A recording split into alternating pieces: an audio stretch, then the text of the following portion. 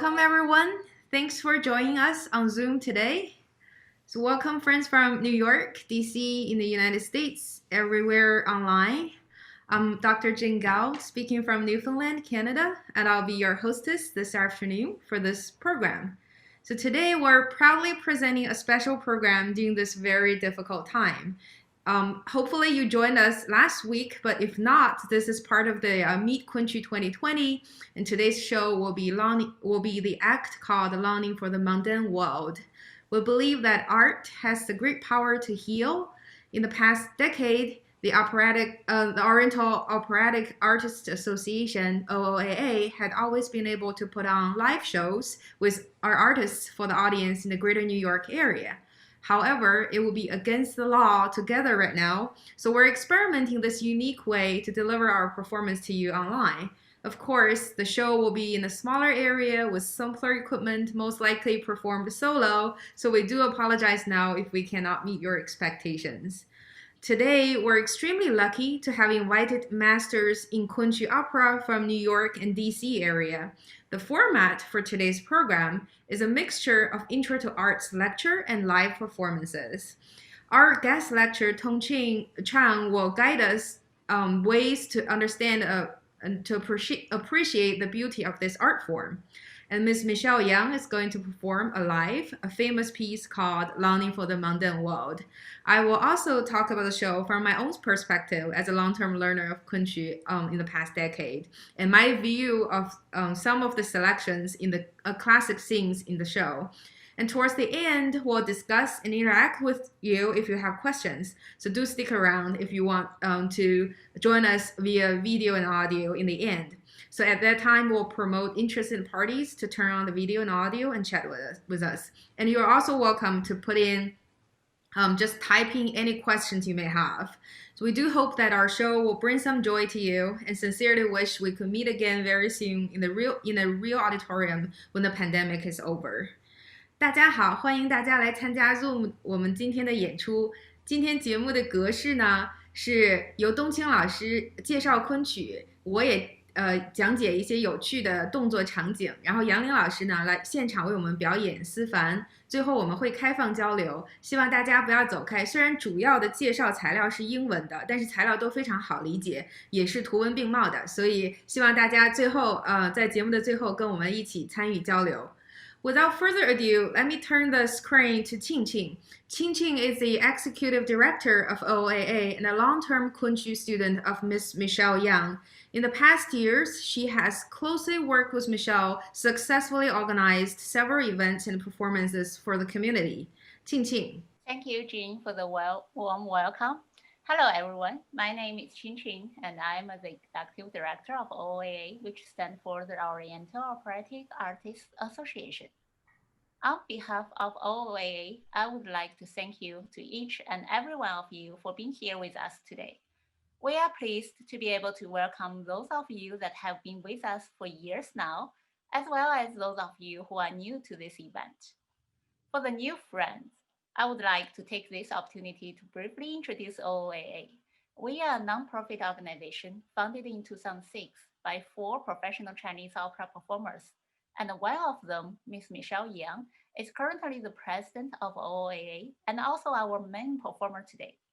We aim to promote traditional arts and culture in the United States through community events and activities.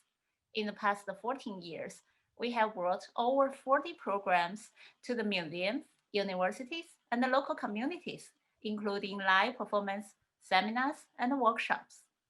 From 2018 to 2019, as a part of the famous Impresses of China's Forbidden City exhibition, we were very honored to be invited to perform Chinese Kunqu and Peking opera for a total of 6 times in the Essex Peabody Museum in Boston and the Fair and Circular Gallery in Washington, D.C. The performances had been broadly welcomed and recognized by the research scholars and the museum visitors. Today's program is a fully narrated Kunqu opera online live performance. In addition to the spectacular performance brought to you by Michelle, our lecturer, Ms. Tong-Ching Chang, and our host, Dr. Jin Gao, will also direct the audiences by introducing the history of Kunqu, cultural background, as well as the details of the performance. Ms. Tong-Ching Chang is a well-known country art lover and a performance organizer. She has played a critical role in promoting country in the Northeast America over the past 25 years. Dr. Jin Gao is a longtime Chinese country and opera lover, country and Peking opera lover. She has studied country and Peking opera for 10 years, and she had performed many roles on stage in both China and in the United States. On behalf of OOAA, we would like to thank Queen's Council on the Arts. This project is made possible with funds from the Decentralization Program, a re-grant program of the New York State Council on the Arts with the support of Governor Andrew Cuomo and the New York State Legislature and administered by the Queen's Council on the Arts. In addition, we would like to take this opportunity to thank Dr. Cao Shangxin for her continuous support to OOAA. Thank you, Dr. Cao. And we also want to thank the Chinese Community Center of Flushing for their generous donation of personal protective equipment to the local artists in New York, that including 4,000 masks, 2,000 gloves, and 300 hand sanitizers. These donations were carefully distributed to many local artists in New York to their homes by Michelle herself. This is a fantastic example of our community spirit and the strong connection we have in New York, where everyone has pulled together to make a real difference at this challenging time. And before I hand over to Jin, who will further lead us to enjoy today's event, I want to say once more on behalf of OOAA, welcome. It's so wonderful to see so many of you here today. Next, it's a great honor for me to introduce our main actor or main star today, who is Michelle Yang.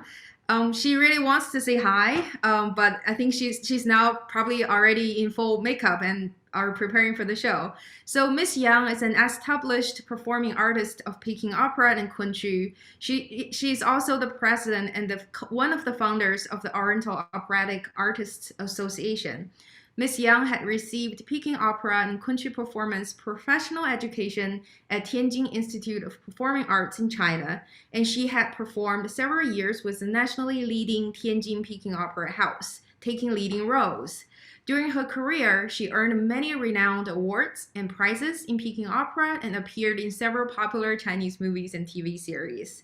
After she came to the United States, Ms. Yang actively participated in many professional and cultural events in the areas of traditional Chinese performing arts. She played many different leading roles in a number of Peking opera and Kunqu performances, and she also hosted several events and activities in Chinese traditional performing arts at many distinguished venues, including the Lincoln Center and also world-famous universities, including Columbia, Yale, Princeton, Brown, and NYU. Generally, she's very well-received Chinese performing artist in the greater New York area. So I think I will take the next introduction, which would be our also a great lecturer, Tong-Ching Chang, who is a retired certified public accountant. Ms. Chang developed her fascination with Chinese theater under the influence of her father, who was an avid fan of Beijing opera while growing up in Taiwan.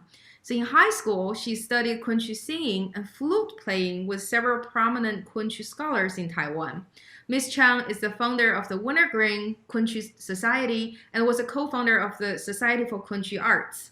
Since 1993, she had regularly organized and produced Chinese Kunqu programs for both of the societies in the metropolitan area of Washington, D.C.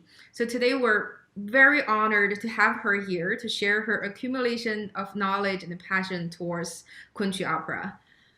So, Ms. Tong-Ching. Our program today is Feng, Learning for the Mundane World. This is a scene from the play Ocean of Sin, 孽海记. 孽海记 is a Buddhist metaphor for a life of sorrow and the storyteller's adaptation of Buddhist source material. The performance history or the author of the play is unclear. It is believed to have been first staged in the Ming Dynasty. Sifan is a foundation scene known as Qimeng Xi for the Kunqu role type, Dan. In Kunqu, there are 6 subdivisions of Dan. This is a Qimeng Xi studied by all 6 Dan subcategories. It is also studied by Beijing opera performers to enhance their basic physical training. Therefore, Sifan is regularly performed on the stages of both Beijing opera and Kunqu. What are foundation scenes of Qimeng Xi? What is the function of a foundation scene? They are scenes that are taught to specific role types and functioning as a collection of important techniques known as basic physical training, 基本功, on which actors can draw later. 基本功 are techniques obtained in early education and training. At a slightly later stage in education, these movements are differentiated by role type. As to the story of Sifan, the heroine of the scene is Sekong. She is a novice dedicated by her parents to a Buddhist temple in her childhood to be raised as a nun. Now, she has grown into a beautiful Buddhist nun. She has lately been bored of her nunnery routines. She dreams of the young man she has seen sporting by the temple gate. One day, left alone in the temple, she decides to flee the temple for a new life with hope for marriage and children. This is a highly difficult scene to perform, but the story is simple.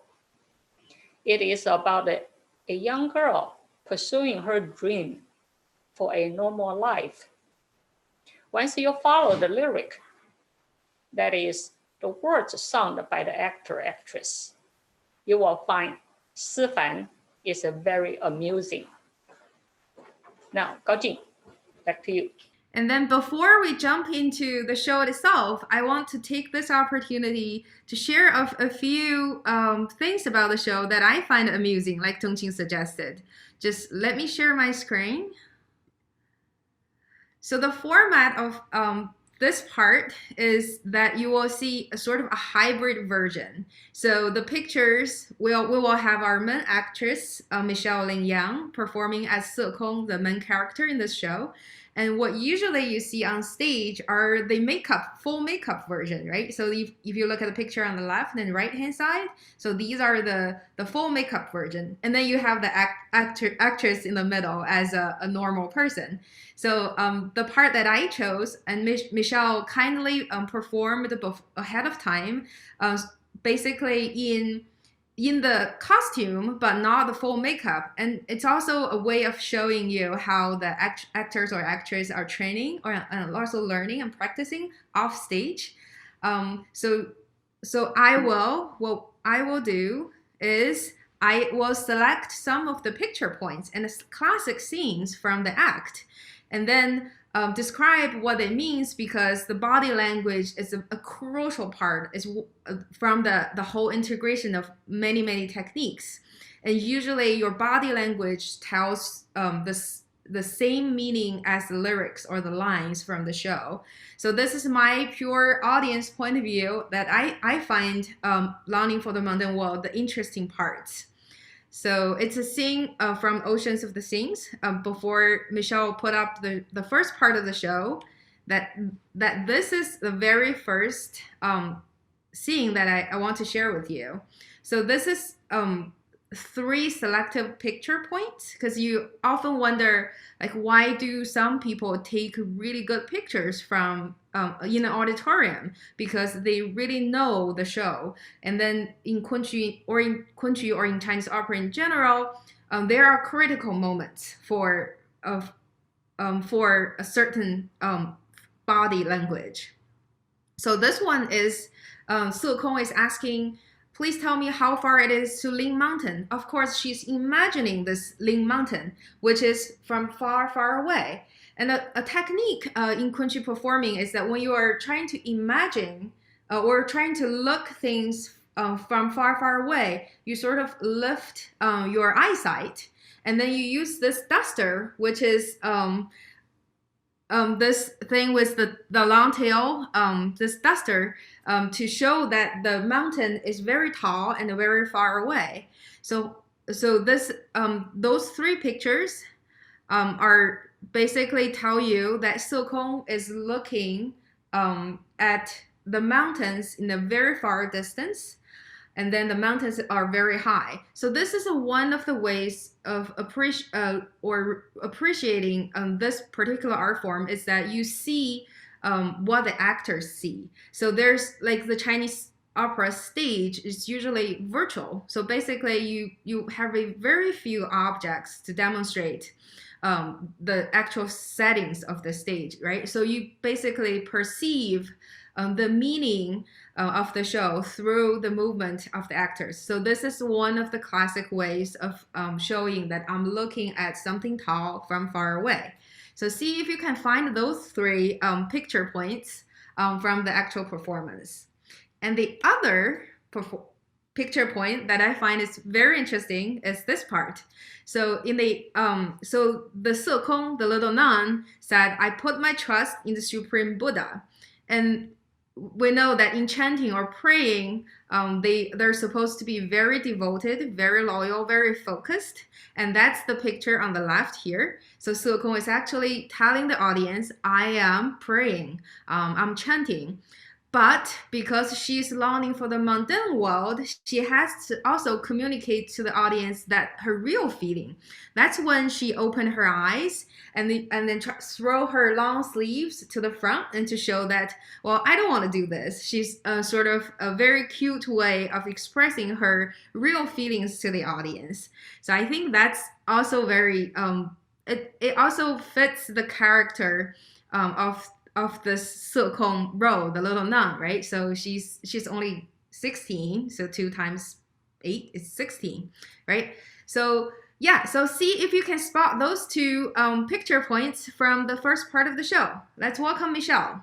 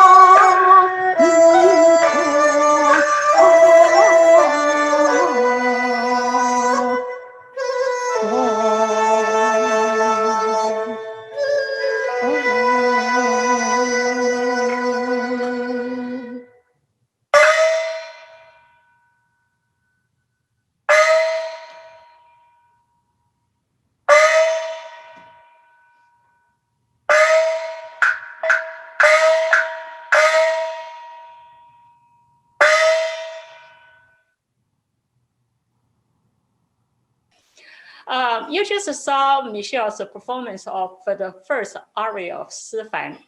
The name of the aria is Song Zi. After you watch a little more, you will find that Kunqu is easy to understand and enjoy. The words sung and spoken by the actors.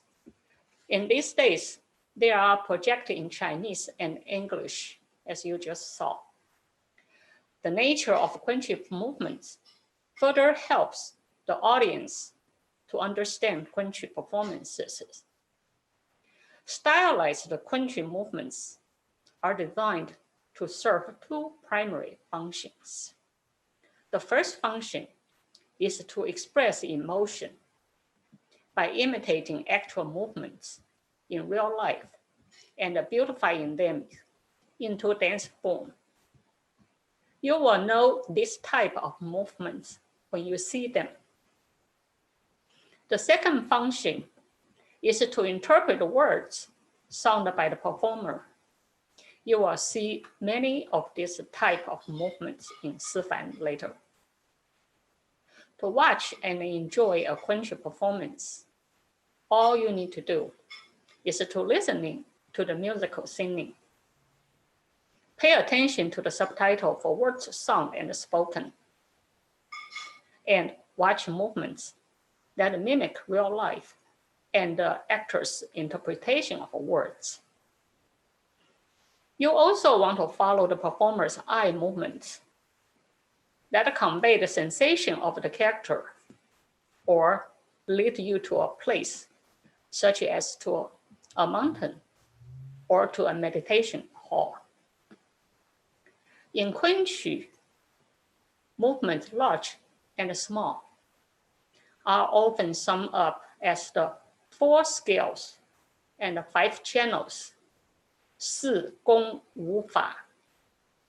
4 scales are 唱、念、做、打, singing, stage speech, gesture, and acrobatics. 5 channels are 手、眼、身、法、步. In my own words, I translate them as starting a movement with hands, followed with eyes, engaging your body, executing moves, and ending with a footstep. In the photos Gao Jin just presented, each set of photos show you a series of movements in which the 5 channels 手眼身法步 are applied to each of them. Sifan is a solo.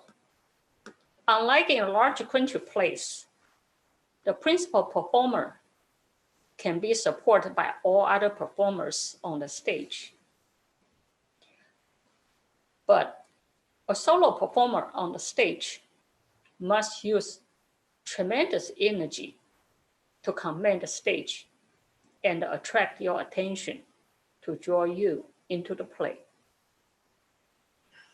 Initially, I didn't attach much significance to foundation scenes, but later, I realized how critical it is to a performer's career. It builds a solid basic physical training, 基本功, for performers. 基本功 is a critical element that can push performers to the top of their career. After you watch more on Sifan later, you will probably agree with me. Like Dongqing just suggested, it is one of the fundamental training acts for all female roles in Kunqu performing. So let me select my few things from the show to share with you as a demonstration of Dongqing's points.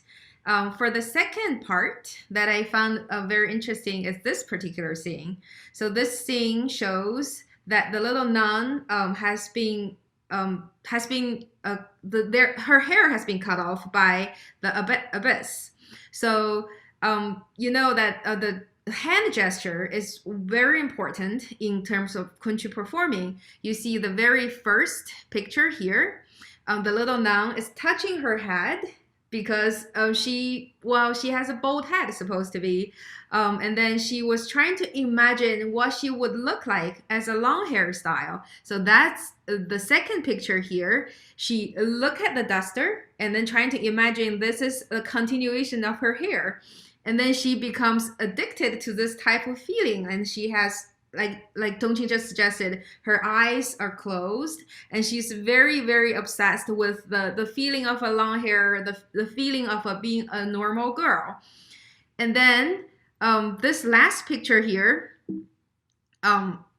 you see this movement of the duster. It's trying to present you the movement of the scissor, like when the hair is actually being cut off, right? So we know that hairs are very important in terms of a girl's identity. So when you cut your hair off, that basically cuts part of the girl itself. So this is a very interesting sequence of movements to show that her hair has been shaved.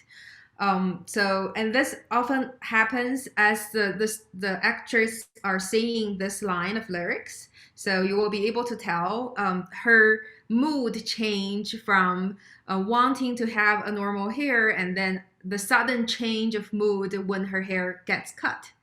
So this is a very interesting scene to see. And then the next one, I think, is about the essence of the show. So this sequence of movements happens when Sekong, the little nun, actually saw young men doing sports by the temple gate. If I have to look through the pictures, if you look at the very first one, is when Sekong first discovered there are men playing around, and she heard them, she wants to see them. That's why she lifted herself up and then trying to take a better look. And then the third picture, I think is interesting because she saw the men are looking at her as well. So that's why she has this movement, hand gesture, pointing to her eyes to show that the guys are looking at me. And then because she's a little girl and she's not supposed to have emotions because she's a nun, and she has to hide herself. That's why she used the duster to hide herself, to show that she's very, very shy.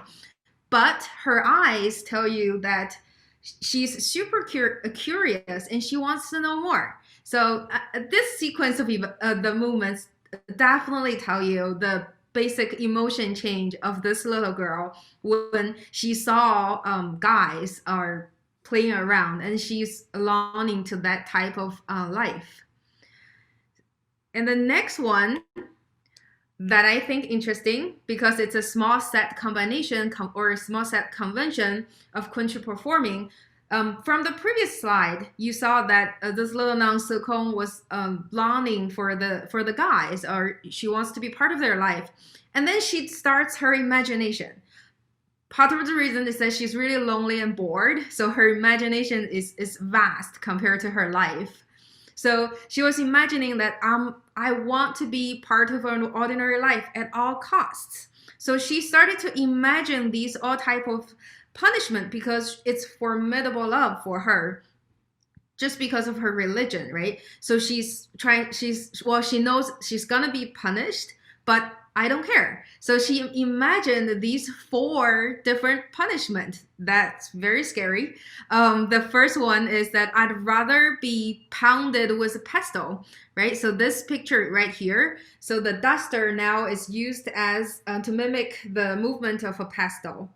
And then the second picture here is actually word by word doing a saw movement, like I'd rather be dismembered by the saw in hell in order to have this ordinary life.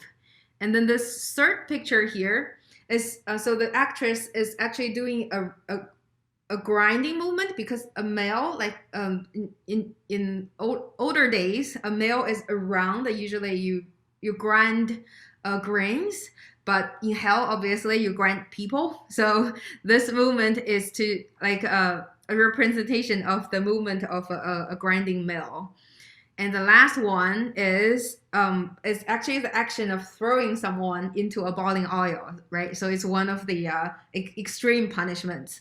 By doing these sequence of movements that it shows that Se Kong is really actually obsessed with a normal life that she imagined. And remember that these movements happen very quickly. So it's a very swift sequence of events.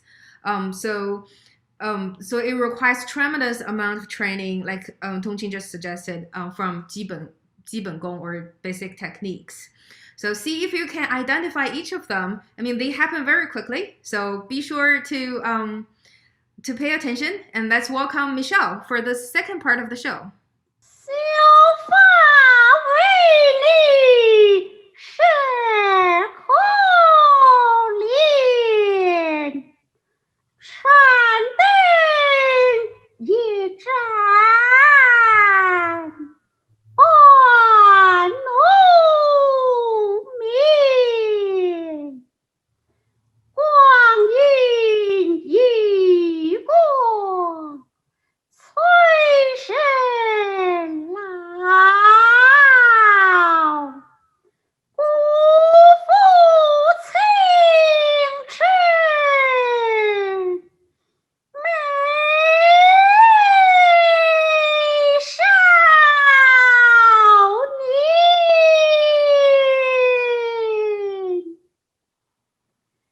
小女赵氏发明色空，自幼在仙桃内持家，终是烧香念佛到我来，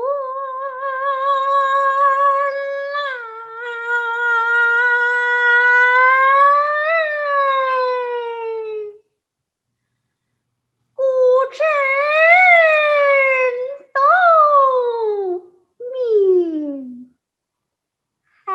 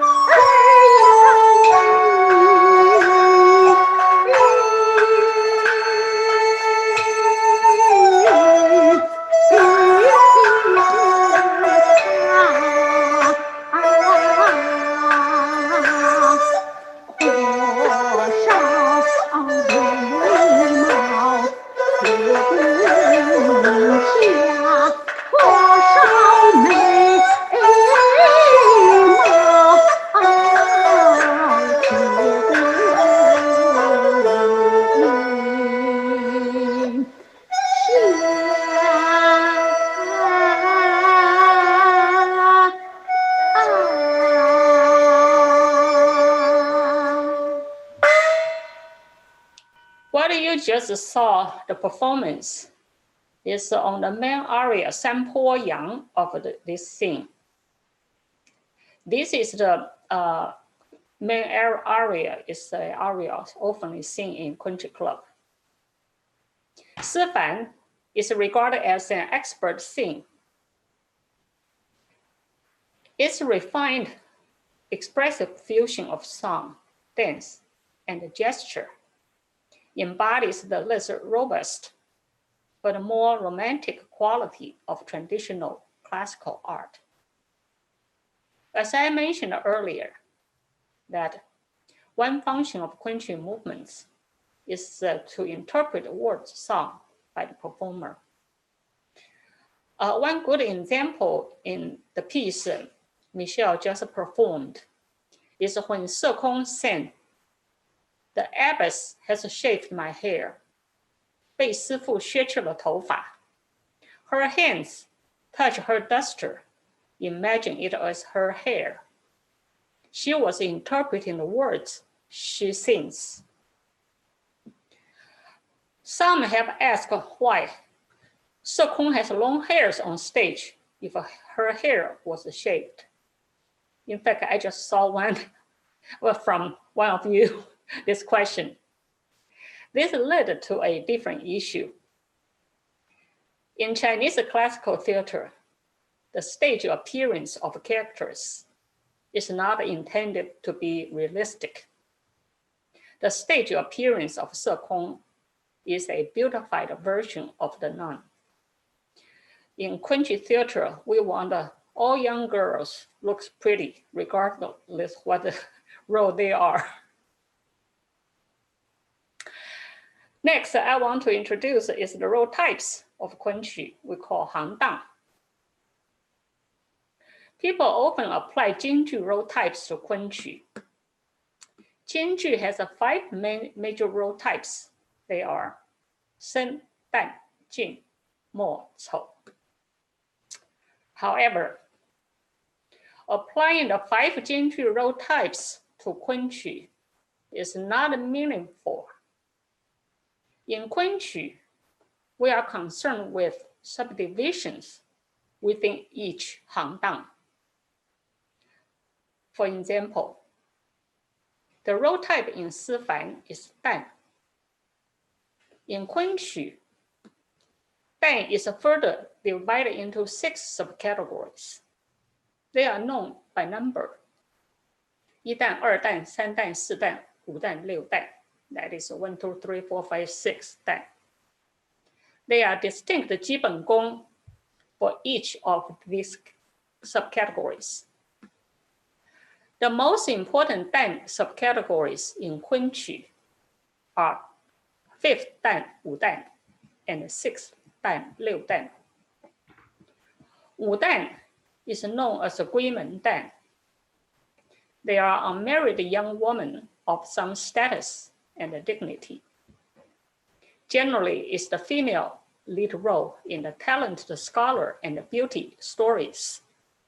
才子佳人的故事. 杜丽娘 is a well-known example. 6旦 6th Dan is known as a 贴旦, usually young and lively, such as 红娘 or 春香. Si Fan can be performed either by 5旦 or 6旦. But I think 6旦 would be more attractive due to the vivid characteristics of this role type, fits closely to the character of Sekong, a very young girl. Before the actual performance, let me share a few selected things that I think are interesting and for you to look for in the actual show. So just like Tong-Ching suggested, this part shows that the little nun Sekong is full of disgust with chanting, and at the same time very helpless, and she has to chant. So starting from the seemingly most common ways of chanting shown in this picture here. So you saw that there are 4 pictures here. So it basically shows the gestures of having to striking the chimes and shaking the handbell, and then beating the drum and sounding the conch.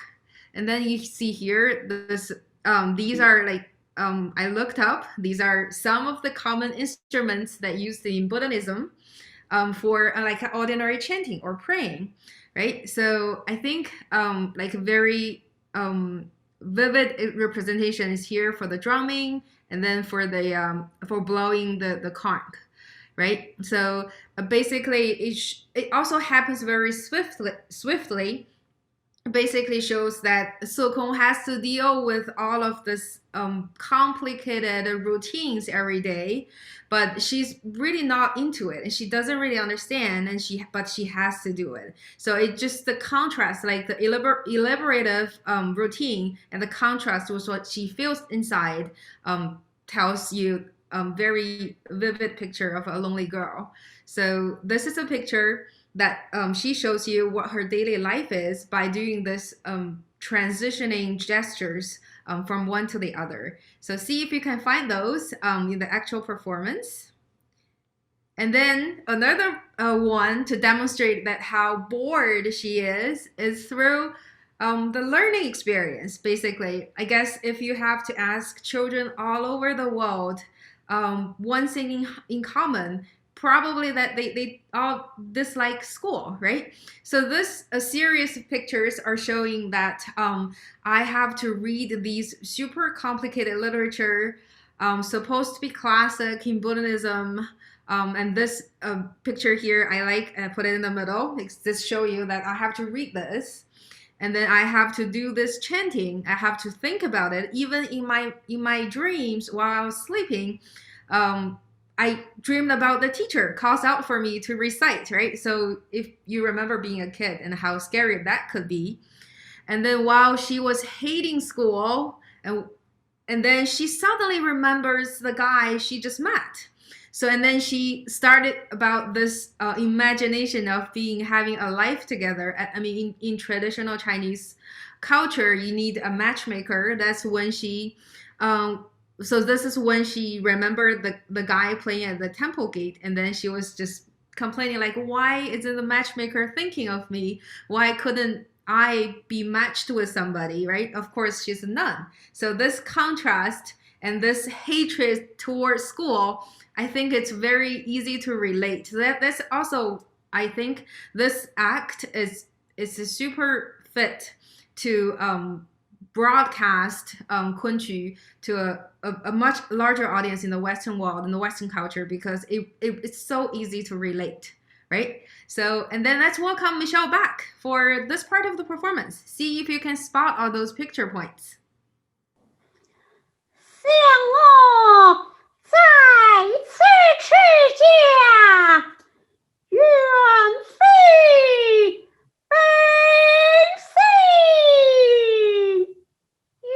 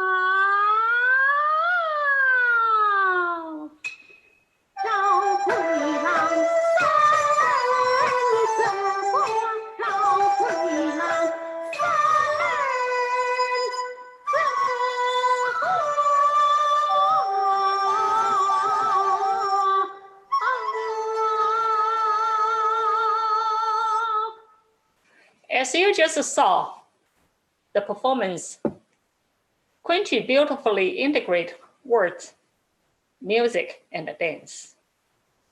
It is characterized as 载歌载舞, meaning simultaneous singing and dance.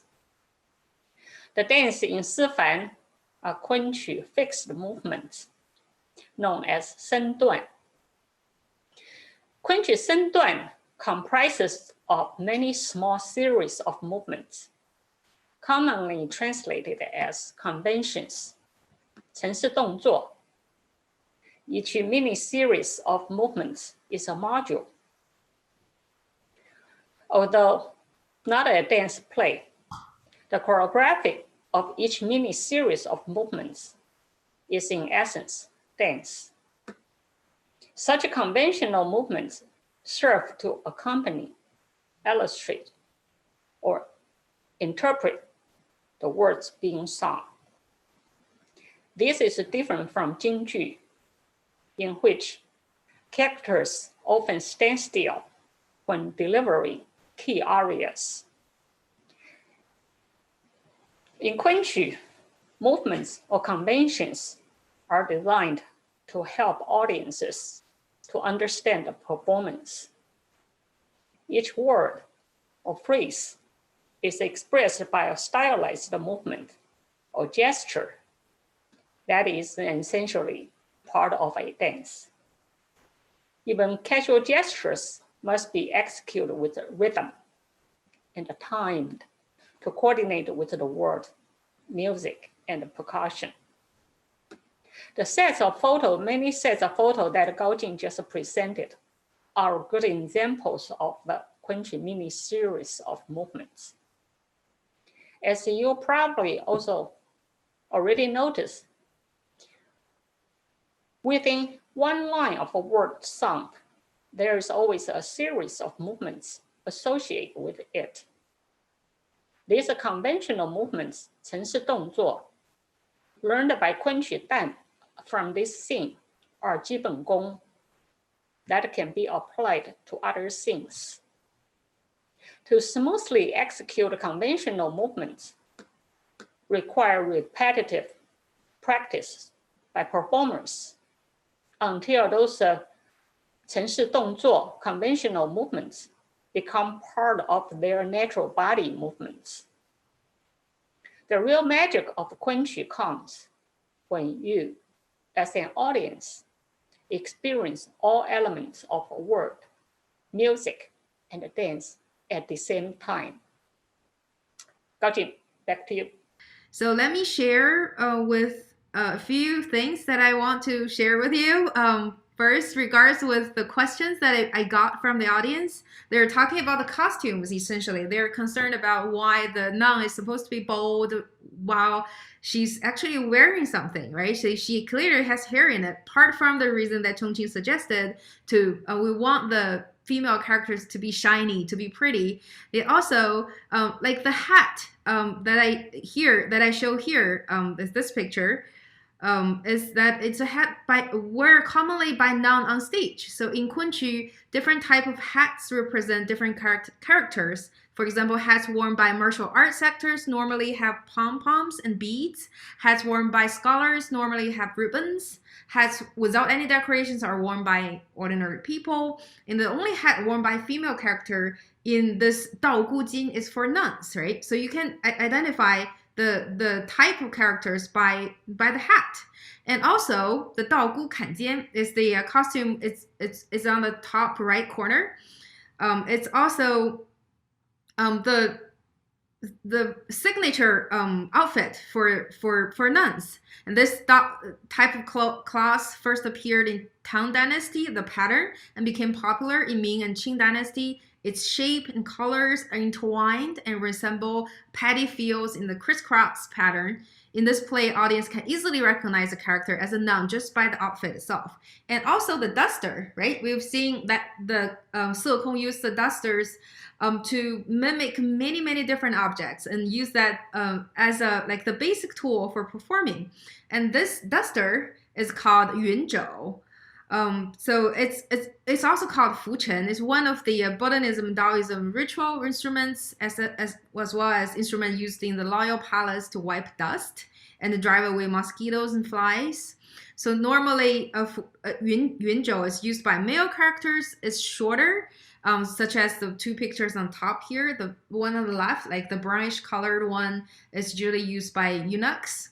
And then the whitish ones, like I put a picture here, is the character of Lü Dongbing, which is it's different, right? So it's different in terms of it doesn't have all those decorations, the pink tassels attached to it. So these are some of the costumes. Like we know Chinese opera, the costumes are shiny.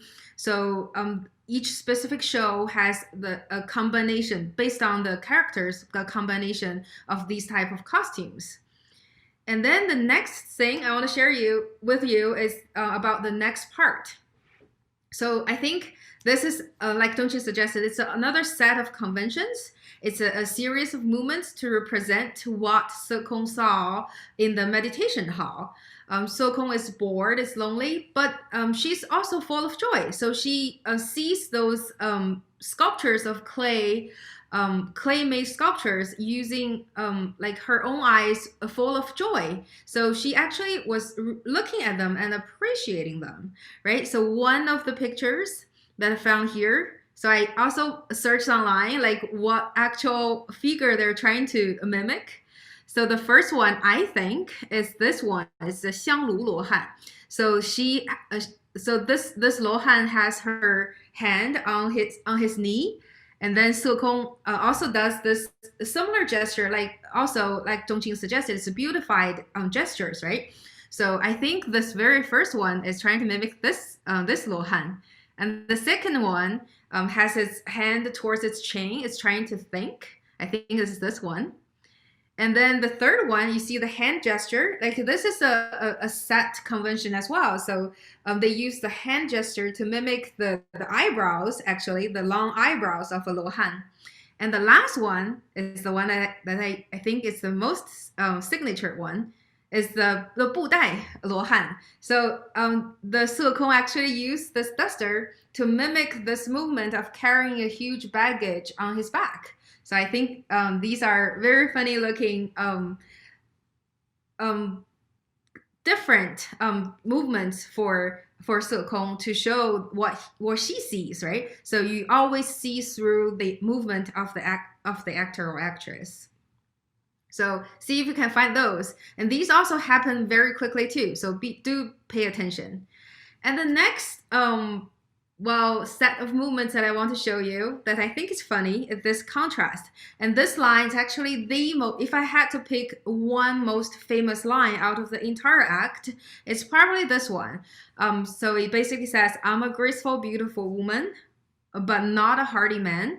And we saw this in the famous movie, Farewell My Concubine, right? So Zhang Guorong actually was practicing the very same act in the movie. And this line was actually the moment when he finished the transition, the inner transition to actually understand, make the connection to art itself.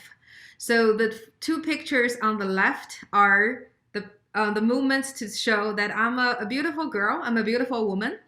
And the two on the right-hand side are showing that this is what hardy man walks, right? So you see the contrast. And this the tilt in angle, so like the first picture and second picture are different angles. And the third one, the fourth one are different angles. It's also a typical way of representing things. Like on stage, you actually tilt yourself to show the same meaning, but show the like a different angle from the audience view. And then you clearly see the difference between a male and female character.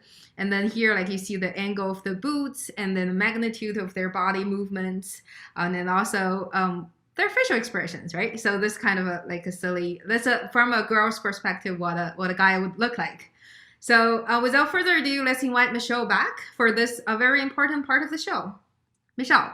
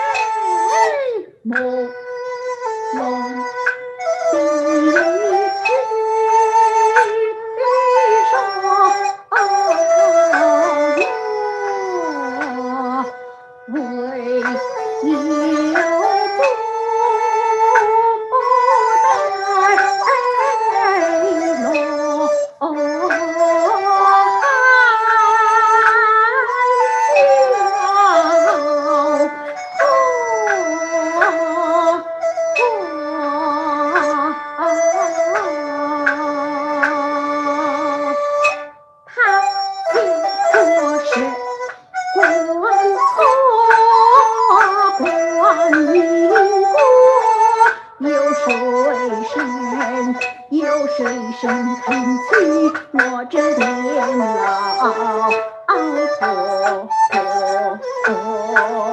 相逢的老拙，一呼呼地伴着我，那长眉大眼瞅着我，等我老来时，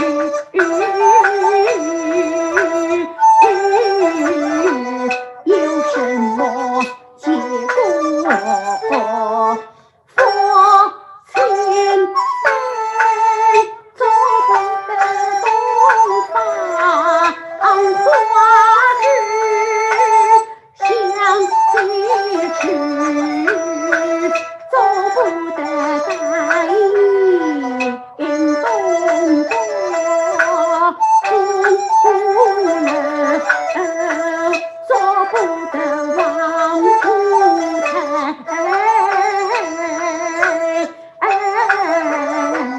草埔团做不得不用乱着，奴本是你教我，又不是难。儿汉为何要西黄袍身穿这个金人家夫妻们晒了也对夫妻应说了儿呀听啊，不由身心是日火，不由身心是日火。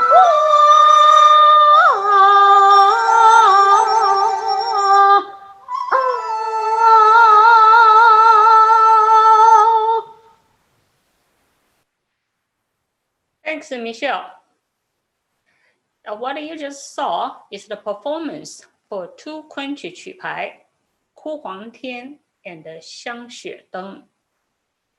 As you just heard, different from Jingju music, Kunqu melody is always carried by singer and the orchestra together. You may have noticed from Miss Yang Ling's performance, in which there are no orchestral bridges, 过门, within an aria. With the music, no pauses where the voice can rest. How to breathe while singing and dance are extremely important to Kunqu performers.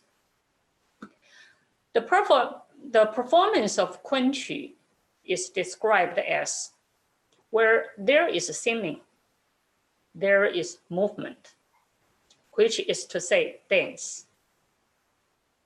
In Kunqu, it is unlikely standing there and singing. The aria must be accompanied by choreographic movements, but they must also convey emotions and cannot be reduced to display of empty physical skills. Great Kunqu master Hua Tian said, "What we do is art, not simply technique. We must have art as well as technique. The objective of a Kunqu actor on stage is to draw the audience in. The actor wants to draw you into the play for you to feel the character's emotion and the surroundings. It is the view of Kunqu masters that, as a Kunqu actor, to conscientiously and deliberately go after the applause is extremely inappropriate." 高进。 That's very good key points, essentially, like the relationship between emotions and techniques, right? So like Tong-Ching suggested, we use techniques to express emotions. That's what they make an integrated form of art. let me share my final my thoughts on the final part.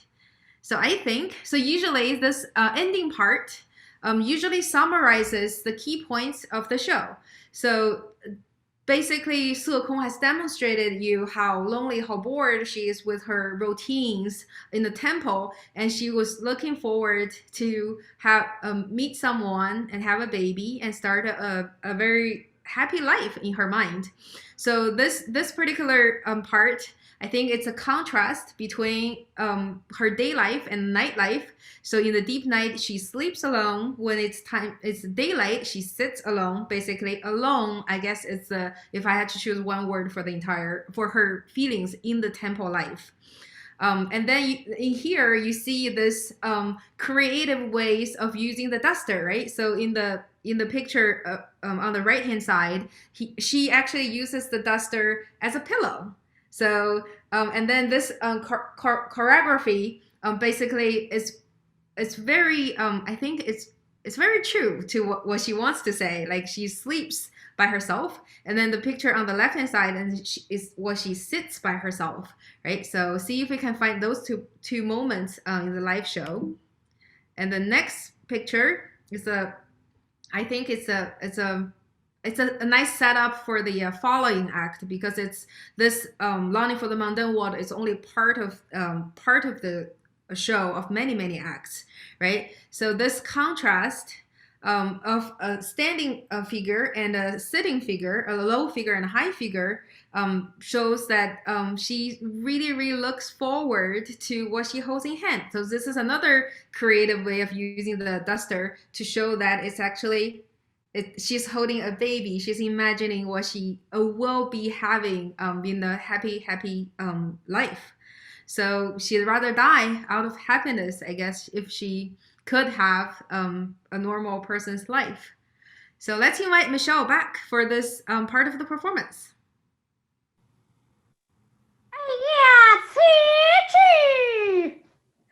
看今世，是福是凶，步步在岸，不免逃下山去，倘遇有机缘，一为可知。有理下有理。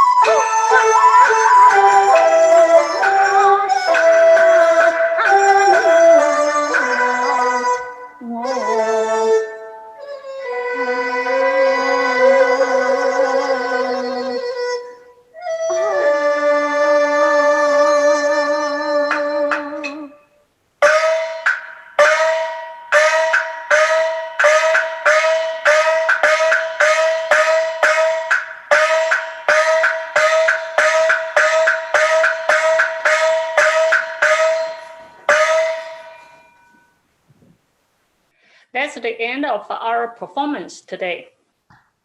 I hope you enjoyed the performance and discussion today. I have one more point to add. Kunqu is a musical system and a performance genre. The dominant dramatic genre of the late Ming and early Qing was the long form 传奇, sometimes known as miracle plays. The script of Kunqu plays is based on 传奇, so Kunqu is closely tied to the dramatic principle of 传奇 in a way that other Chinese theaters are not. No matter how old a Kunqu play is, and it was written a few hundred years ago, even with today's standards of drama, the story of a Kunqu play from the beginning, transition, and the ending is well arranged and interesting to watch. For instance, Si Fan is frequently performed with another scene, fleeing down the mountain, Xia San. During her journey, Se Kong encounters a young man with the Buddhist name Ben Wu. In much the same state of mind, the two escapees fall in love at first sight. Before long, they join forces to make their escape together and flee the strictures of devotional life. In Si Fan, the Dan Se Kong is solo on stage. In the following scene, she performs with another actor, Ben Wu, the Chou role type, who plays the leading role in the scene, Xia San. This way, the entire performance provides a balance between the two performers. This transition makes the show more interesting to watch. This concludes my introduction on Kunqu today. But I also would like to make this opportunity make one announcement in Chinese. 明年5月，英国伦敦的一家出版公司将发行一本昆曲百种大师说戏12讲的英文选集，书名是 Kunqu Masters on Chinese Theatrical Performance。这本书由东青昆曲社赞助发行，翻译团队由在哈佛大学主修中文、南京大学戏曲博士，目前在澳洲雪梨大学任教的 Josh Stamber 博士担任主编兼部分翻译。出版这本英文书籍的目的是希望在西方表演艺术的领域，为昆曲400多年的艺术发展过程及舞台现况留下记录，并作为研究及推广昆曲的英文参考资料。希望这本书能帮助不懂中文或需要英文资料的昆曲爱好者。Finally, let's give Yang Ling and Gao Jin an applause for the beautiful performance and frame-by-frame detailed explanation. Well, thanks, Tong-Ching. Let's have Michelle back to give us some remarks. So do stick, and for the audience, do stick around. We have a interaction and discussion. 大家一会儿有这个互动环节，请我们先请杨林老师给我们说几句话。这么辛苦。大家好，目前的观众朋友们，大家好，我是纽约的京剧昆曲演员，也是东方戏剧艺术家协会的第2任会长杨林。在2006年，由我们4个志同道合的小伙伴在美国纽约成立了一个致力于中华文化推广的非营利机构，名字叫做东方戏剧艺术家协会。一路走来，得到前辈组织者艺术家的提携与帮衬，和现在同学们的努力经营，衷心的感谢大家一直以来的鼓励与支持，谢谢你们，谢谢谢谢冬青高进亲戚。一场疫情突如其来的给生活带来的巨变，如今不知不觉2020年已经进入尾声。回顾这一年，无不充满担忧和辛苦。我们的演出从剧场搬到了线上，从舞台上你来我往的对手戏改成了难度极高的独角戏，没有了乐队的伴奏，只能跟着伴奏音乐唱念，无疑是一个巨大的挑战，但也是一种突破。线上演出呢，跨越了地域上的界限，和来自世界各地的热爱艺术的朋友们聚集在一起，共享美好浪漫时刻，体会别样风采人生。这个是我非常开心的一件事。这不仅呢是我们的事业，也是我们的爱好。我希望通过具有艺术性又充满知识点的活动，使观众朋友们可以理解昆曲，了解昆曲，埋下一颗爱昆曲的小种子。我相信在不久的将来，它一定会破土发芽。